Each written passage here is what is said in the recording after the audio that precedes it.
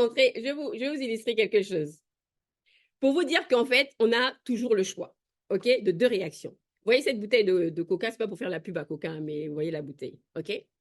Et je vais vous montrer en fait ce qui se passe quand la femme, elle vient d'apprendre que, elle vient de voir ce petit message dans la poche de son mari, OK? Ce qui va se passer, c'est ça. À l'intérieur d'elle, oppression, bouleversement, terrible. Là, c'est le volcan à l'intérieur d'elle. Un volcan terrible à l'intérieur d'elle. Un volcan terrible. Et qu'est-ce qui va se passer dès lors qu'elle va décider de passer à l'action? Qu'est-ce qui va se passer?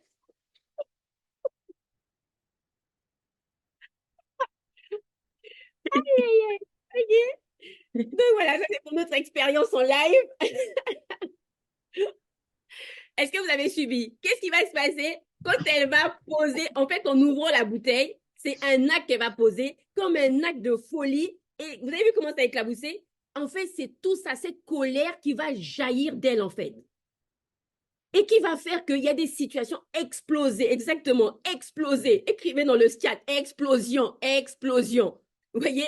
Pourquoi? Parce qu'en fait, l'âme, elle a été, c'est-à-dire qu'elle a été secouée. Là, sa tête a shifté. C'est-à-dire que le sang est monté à 360 degrés. C'est impossible, là, de pouvoir retenir ça.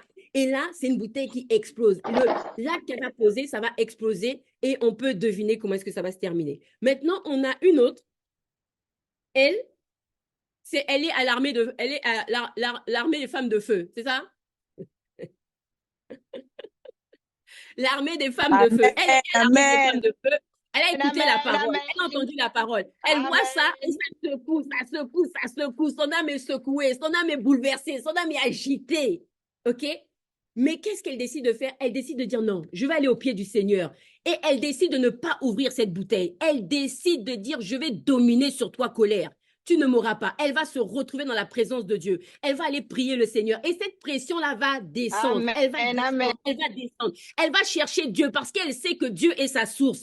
Parce qu'elle sait que celui qui a dit que personne ne sépare ce que Dieu a uni, celle qui va vouloir s'initier dans ce foyer-là, elle s'attaque à de grands problèmes. Elle va avoir des problèmes parce qu'elle s'attaque à une femme qui fait partie de l'armée de feu. Elle s'attaque à une femme qui fait partie de la bonne nouvelle.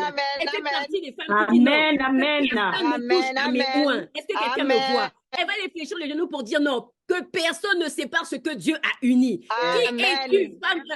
Non, mais qui es-tu, Zorobabel, pour venir te tenir dans mon foyer? Tu seras aplani au nom de Jésus. Amen.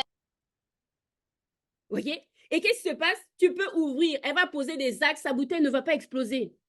Pourquoi? Parce qu'avant de poser l'acte, elle aura été se réfugier dans la présence de Dieu. Elle aura été chercher Dieu. Elle aura été laisser Dieu consumer cette colère afin que ce soit celui qui prenne maintenant le contrôle de sa bouche, afin que ce soit celui qui l'emmène à poser des actes de sagesse, afin que ce soit celui-là qui bâtit le foyer, qui bâtit le mariage, l'instituteur du mariage. Parce qu'elle sait qu'elle ne s'est pas mariée pour la blague. Elle ne s'est pas mariée avec l'option de divorce. Elle ne s'est pas mariée pour dire non, ça va, que là, il y a quelqu'un, on arrête. Non, elle sait que là, elle respecte encore plus l'instituteur du mariage que le mari. Amen. Amen. Amen.